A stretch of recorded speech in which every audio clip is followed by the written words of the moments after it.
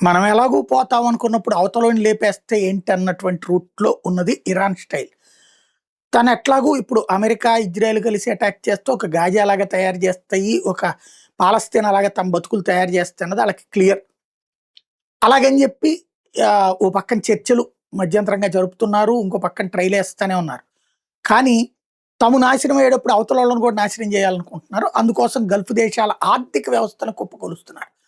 Gulf దేశాలను కూడా తమలాగా పరిస్థితికి తీసుకురావాలి. అంటే ఓ సోమాలియా, ఒక ఆఫ్ఘనిస్తాను, అలాంటి బంగ్లాదేశ్ ఇంక కొంత బెటరేమో.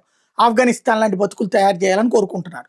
దానికి తోడు అమెరికా, యూరప్ దేశాలకు సంబంధించిన అపర కోటీశ్వర్ల ఆస్తులు ఈ అరబ్ దేశాల్లో ఉన్నాయి పెట్టుబడులుగా. అది వ్యాపార సంస్థలుగా, వాణిజ్య సముదాయాలుగా, రియల్ ఎస్టేట్‌గా ఇట్లాంటిది. వాళ్ళు అక్కడ ఈవెన్ దాన్నేమంటారు? మన పడవల బిజినెస్ కూడా నడుపుతుంటారు ఆ ఏరియాలో.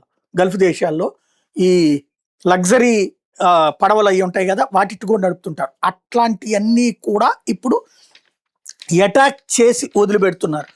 ప్రత్యేకించి ఆహ్, బీఏఏఎల్ లింక్డ్ ఫర్మ్స్‌ని, ఆఫీసెస్‌ని, ఫౌండేషన్స్‌ని, కంపెనీస్‌ని ఏదైతే రోత్‌షీల్డ్ సంబంధించినటువంటి వాటిని ప్రత్యేకించి టార్గెట్ చేసి ధ్వంసం చేస్తున్నారు.